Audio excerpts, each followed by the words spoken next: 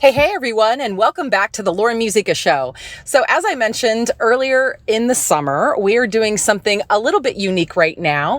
We're taking a break from our rigorous recording schedule, and we are refeaturing one of our favorite clips, memories, interviews from the early days of the show. So, here we go. Please enjoy, and we'll return to some new content here towards the end of the summer, beginning of the fall. Have a good one.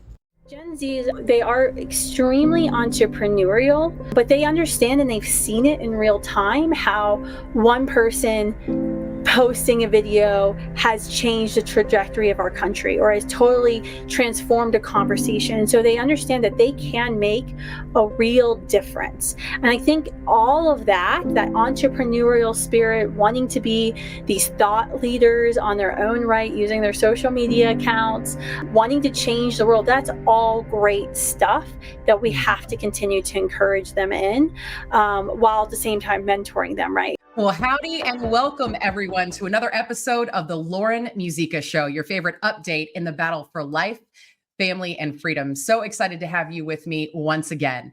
I'm Muzyka, attorney and human rights advocate, and I serve as president and CEO of Sidewalk Advocates for Life, the nation's largest peaceful sidewalk outreach organization.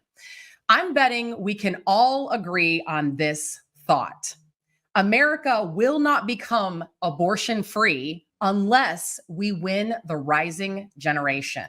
Young millennials and Gen Z are the future of any movement, and they are not like your grandma's baby boomer generation, as cool as the baby boomers were. We're not dissing grandma today, okay?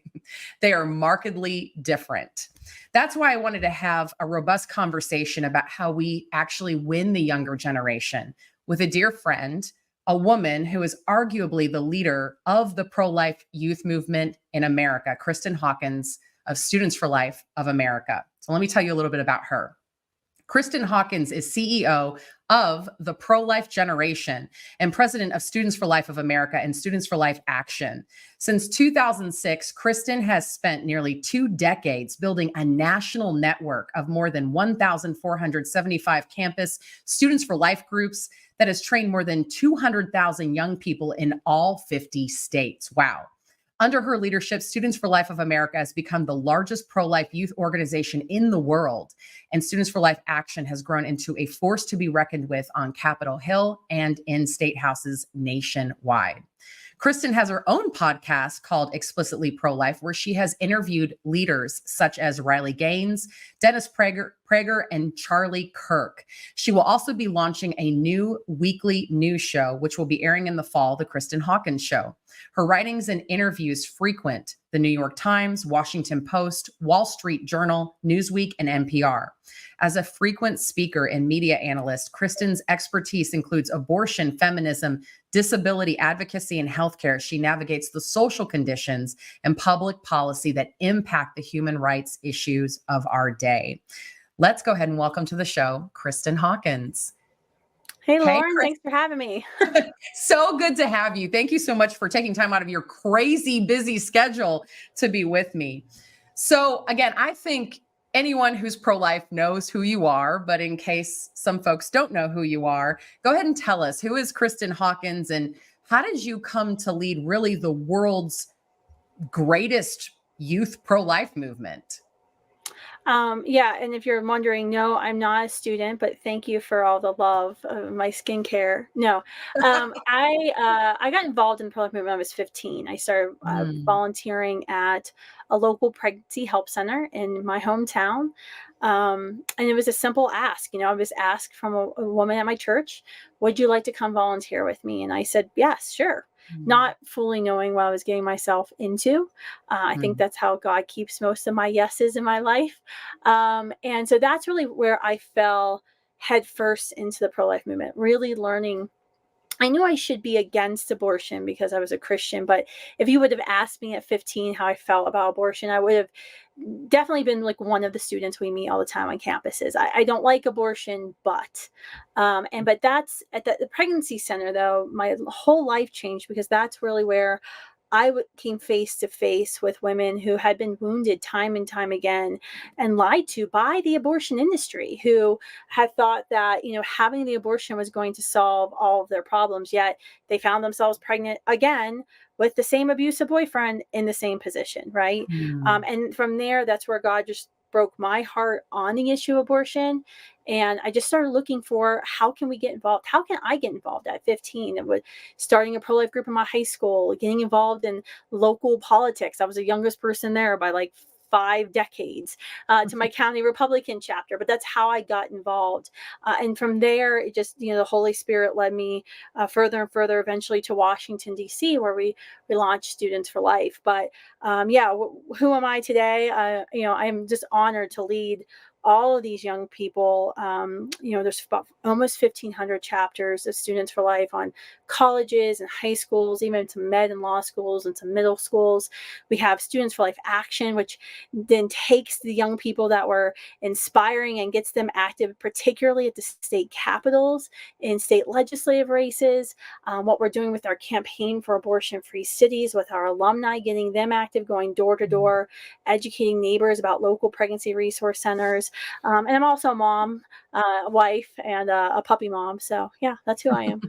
I love it. And I have to say, you and Students for Life are one of my biggest inspirations. I remember walking into the room, this big ballroom just before a Students for Life conference, and there were like 3,000 plus empty chairs in there that were about to be filled by students. And I had a moment where I looked at the room and I said, this is how we're going to win. This is why we're going to win. And I truly believe that Students for Life has been such an integral part of culture change around this issue and beyond. It's so breathtaking. It really is. Kristan, Planned Parenthood is so obviously gunning for our youth. They are trying to sell them the mirage of consequence-free sex or a new sexual or gender identity. A lot of folks don't know that Planned Parenthood, at least the latest that I looked at, is the second largest provider of so-called transgender hormone therapy. What do you think is the remedy to this? How do we win the youth back from the abortion industry? Well, I think, a lot of it is being there, right? I think sometimes we assume, okay, all the young people are against us. They're pro-choice. They're the least church generation. I mean, stats prove that. And we don't even try. I mean, I see this a lot with Republican politicians. And even now we're in the midst of a political campaign where I'm like, are you even trying to get young people to vote for you? Have you reached out to them? Where are your youth surrogates, right? I think key thing is just being there. I mean, that's was our fundamental premise when we launched Students for Life 18 years ago, was we're going to go where the abortion industry is, right on college campuses. We're going to go right on social media. Anywhere they are, we want to be there.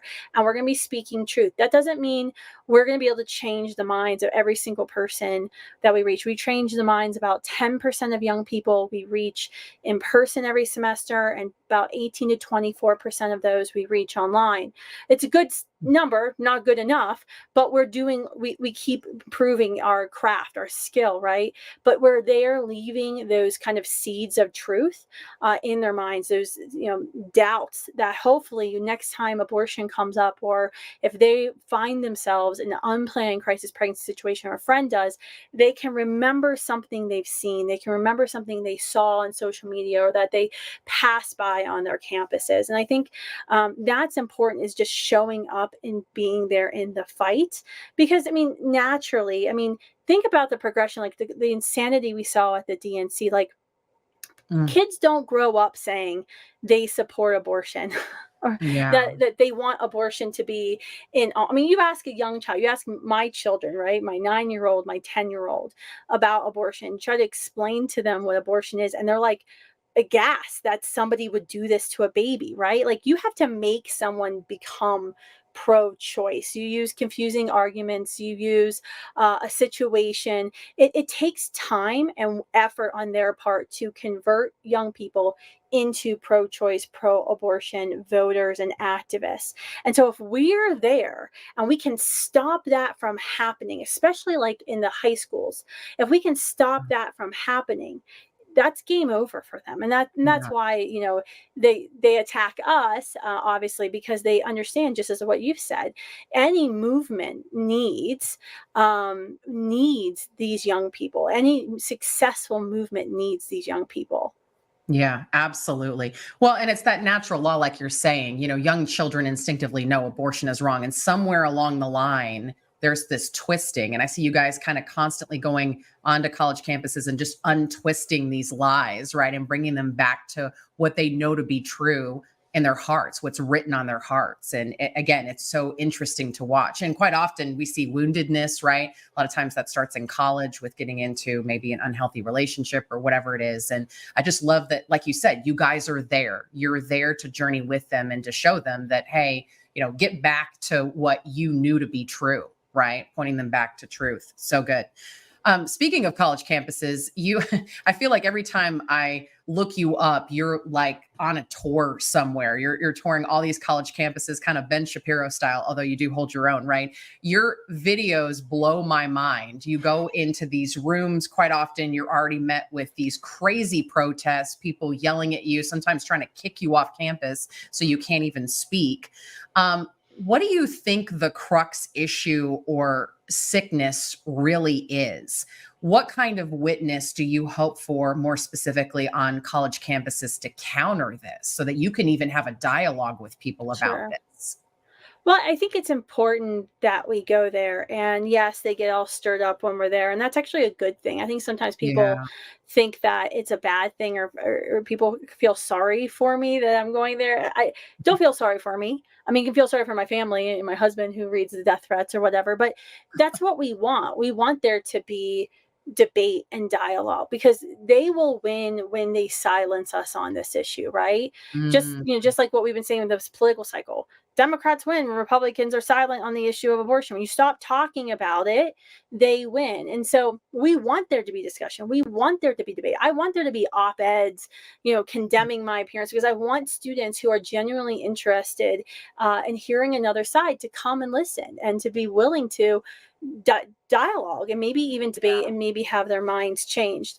And so I think that's important. And I think, when I think about even some of the stuff that we've started seeing, like in the UK and France, and some of the past statements from Tim Walz and Kamala Harris are actually pretty alarming, because when you think about the future of our movement, it's predicated on access to free speech, which yes.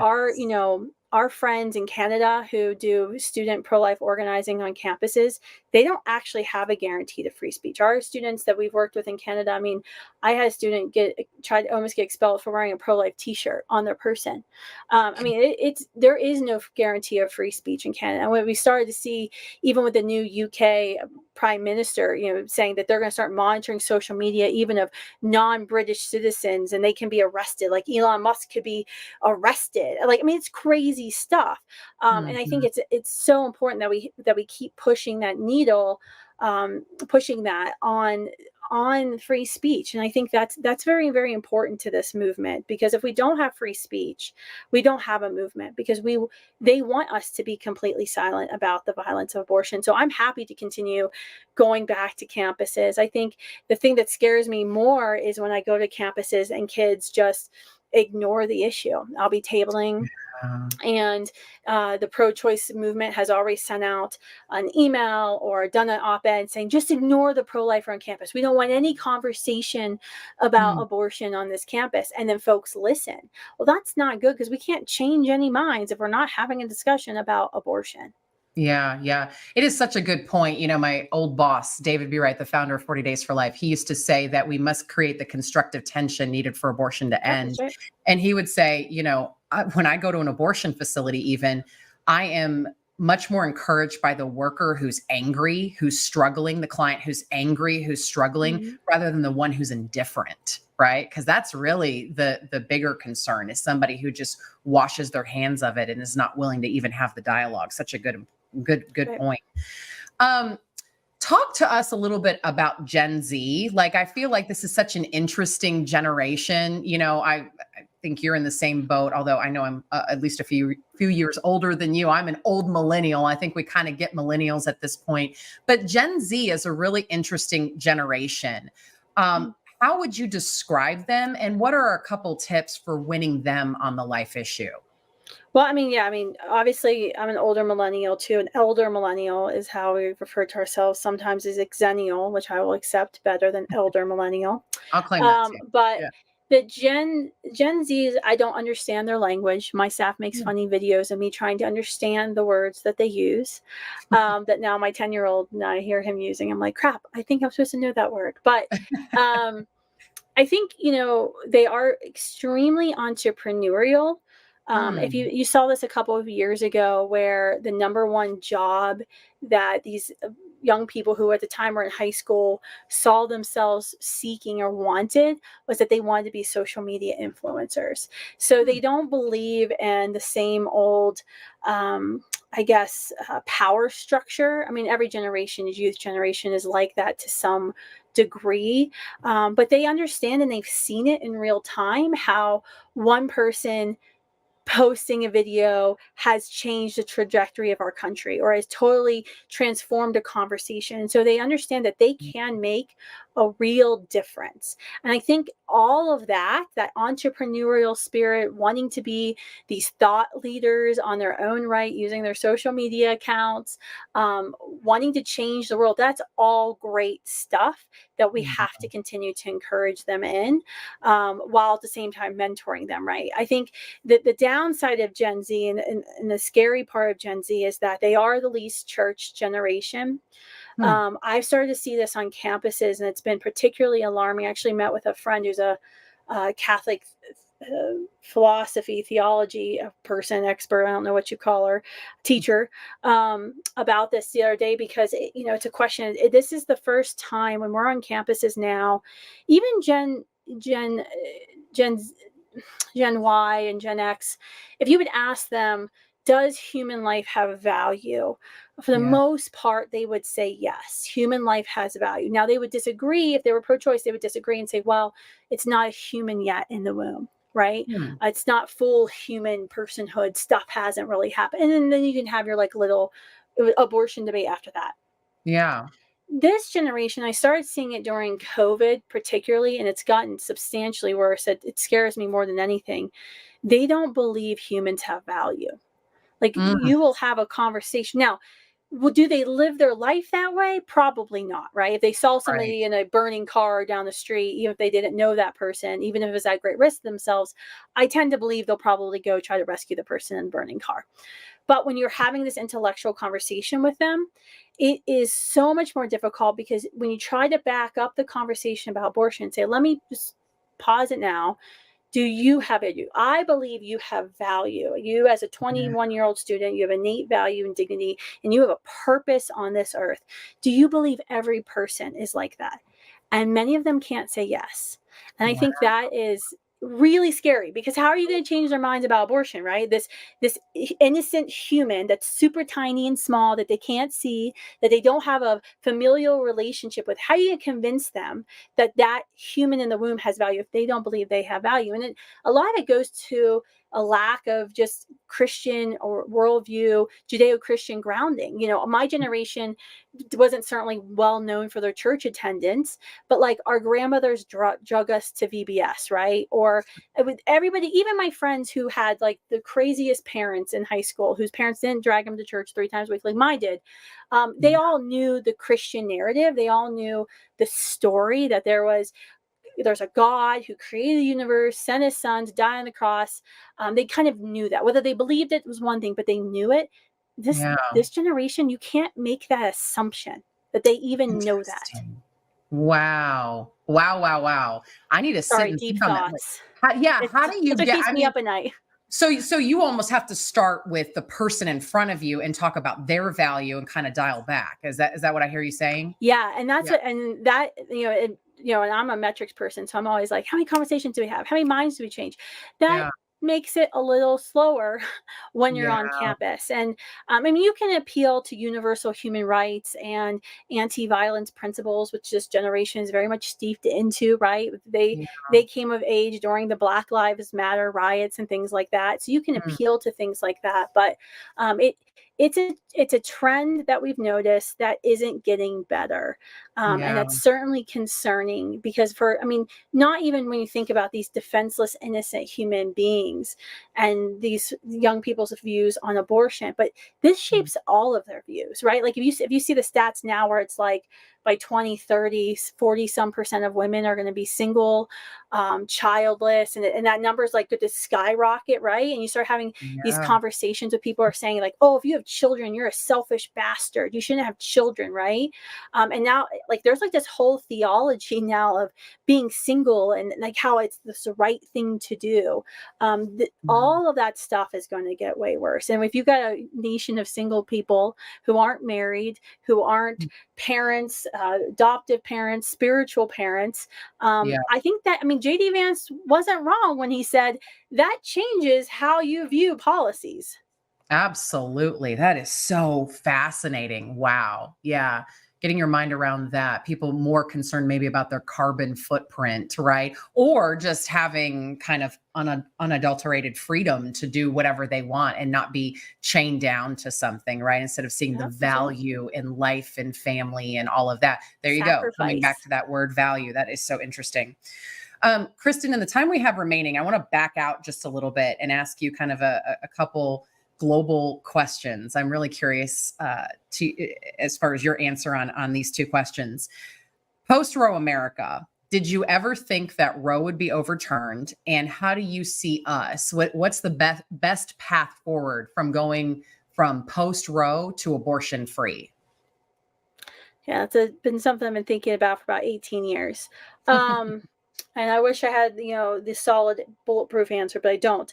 No, absolutely. I believed Roe versus Wade was going to be reversed. That's why we set up Students Mm, for Life the way we did, to be able to mobilize. Because I think one of the tragic things that we're seeing right now in these state ballot referendums was most people didn't think Roe was going to be reversed.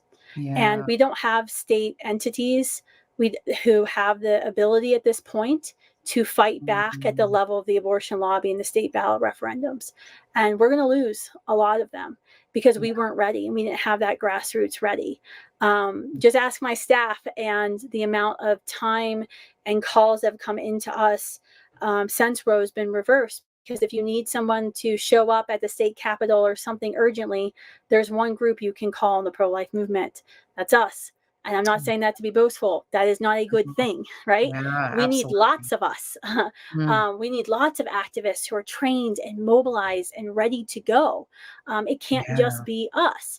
And so I don't think a lot of folks were ready. And we saw that in some of the news interviews after Roe was reversed. Some of my friends even publicly admitted they didn't think Roe was going to be reversed. And I found that to be alarming. What do we do and what should we be doing now? Because we all knew, and the way we prepared our students leading up to the Dobbs decision, we were very real with the student leaders we serve that this is going to get tougher.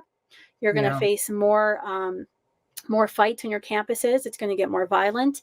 Here's our email, our phone number for our legal helpline. It's going to get more discriminatory towards you. Mm, And it's all of that has happened, right? It's even gotten worse politically. I think it's been very disappointing. I think for younger pro-life activists who came to age politically, always knowing a pro-life GOP, to now start seeing the GOP do what politicians do, which is walk back something when they don't think it's politically popular. And that's been very demoralizing for younger mm, pro-lifers, where the older pro-life leaders are like, what are you talking about? This is how we endured years of this, decades of this in the right. past. And so we're Mm, trying to, paint that picture of we marched forward despite the setbacks. And we knew the devil was obviously not going to take the defeat of Roe lying down. And we yeah. saw that on full display at the DNC and all the speeches at the DNC. The devil is mad. Moloch wants his babies. Like, it is Yeah. very clear. So, what do we need to do? I think the number one thing, and the research I've been doing, and the books I've been reading have been a lot of civil rights history books, Mm, online symposiums of civil rights experts.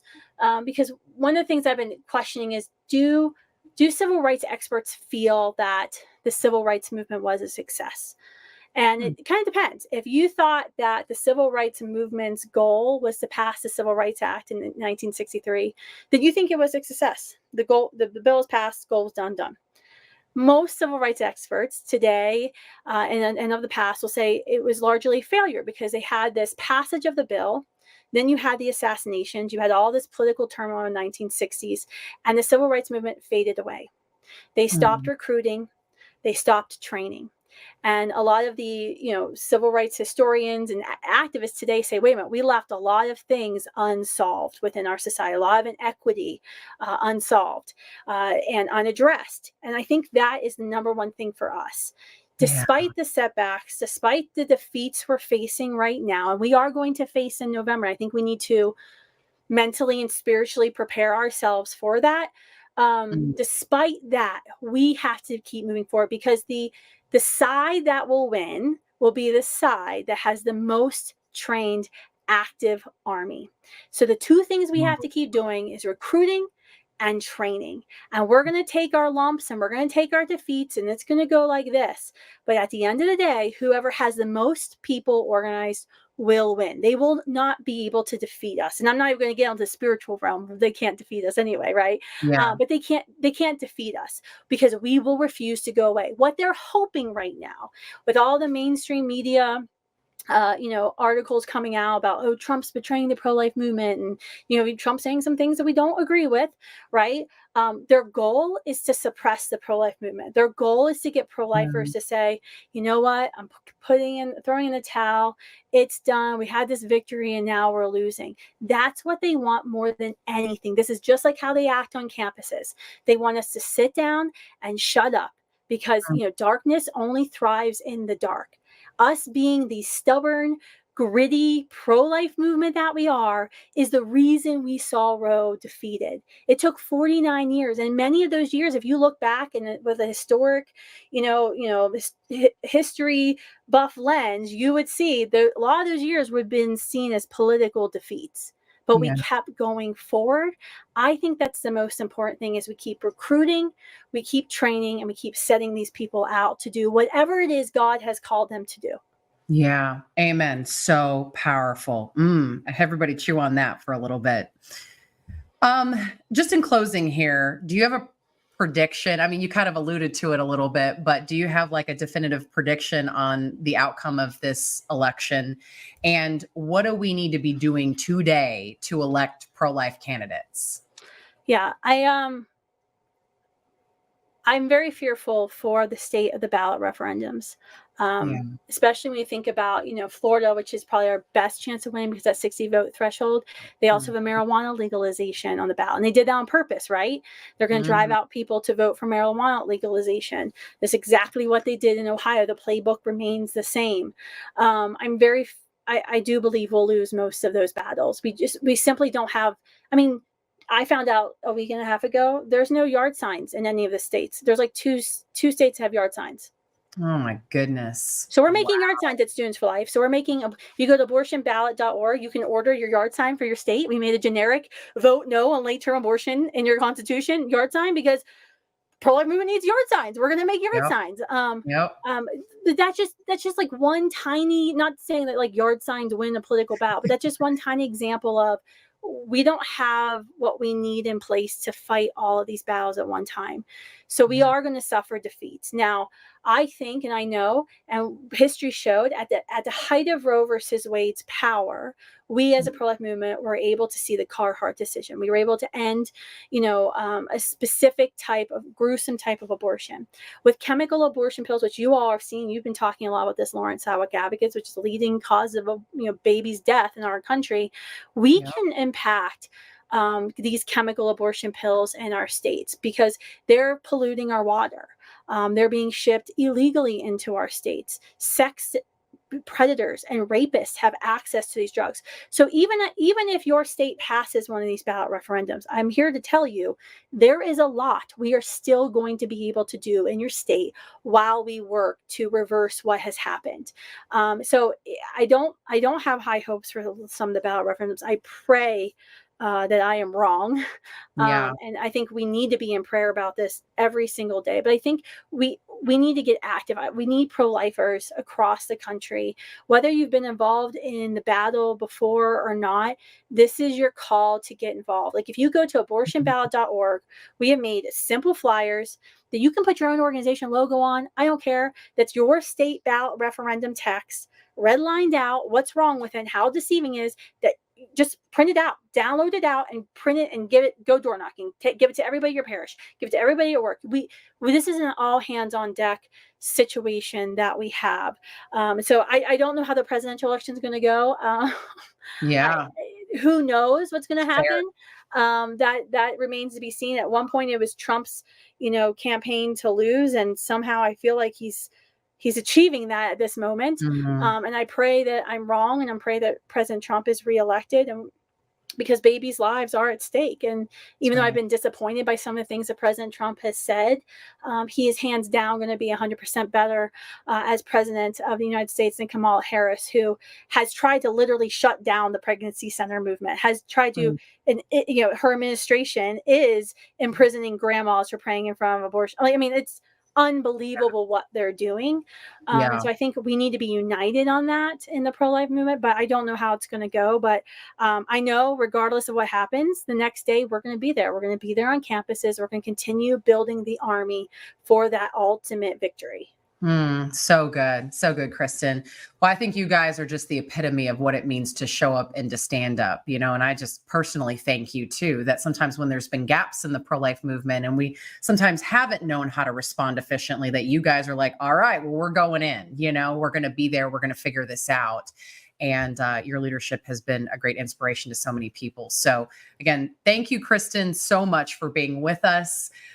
We look forward to bringing you on the show again and doing a follow-up probably after the election. We'll see how this goes, right? That's right. Congrats on the new show. Thank you. Thank you so much. We'll talk soon. All right, bye-bye. So good. Oh my goodness. So much to pray about there. So much to think about, right? It is so essential that we get this right when it comes to the rising generation. We've got to capture the hearts of Millennials and Gen Zs. And I guess the one that's coming after that, I don't even know the name of it, right? But we need to be at the ready with education and with heart to win them to the greatest human rights movement on earth. Isn't that true? All right. Well, in closing, here's just something to think about, especially as we contemplate how the other side is trying to win our youth over to a false identity. So speaking of false identities, where do you find your identity and security? In this day and age, we can be tempted to find our value in our career or financial success or status, or perhaps a relationship status, appearance, academics, or reputation. These may feel like solid foundations, but the truth is none of them are permanent. Any of them could change without warning, and we surely can't take any of these with us to the other side. If we base our identity on things like success, wealth, power, physical appearance, and so on, we're setting our foundation on shifting sand and setting a dangerous precedent. A sudden job loss could leave us questioning our choices in life, and our appearance is surely going to change as we get older.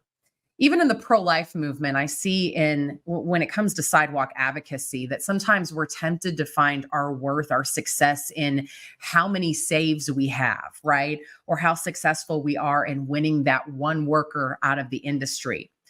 But even that's dangerous because success is then based on another person's free response, plus factors that can definitely impact our outreach on the sidewalk. God, however, offers us a different way. He is unchanging. He is the same yesterday, today, and forever. And if we find our identity in him, we will never be disappointed because we know who he is and what he's about. And that's timeless. In the divine sonship that he gives us when we say yes to him, we're given a new solid identity. 2 Corinthians 5:17 tells us, if anyone is in Christ, the new creation has come. The old is gone, the new is here. So just as a reminder, and I don't mean to be cheesy in saying this, but it's so true, and I'm pretty sure that somebody listening to this needs to hear this. You are loved. You are chosen. You are enough as you are. Remember that going to the sidewalk, that we don't need to dress up in fancy costumes or do weird things, that it's enough to pray. It's enough to reach out and love. It's powerful enough. And God, is our firm, unchanging foundation. Again, just something to think about. All right. Well, with that, thank you again so much for joining me for another episode of the Lauren Muzyka Show. We'll be back here next Friday at 9 a.m. Eastern, 8 a.m. Central on Facebook Live, YouTube, and wherever you get podcasts. Thanks so much, everyone. Have a great week. We'll see you next Friday.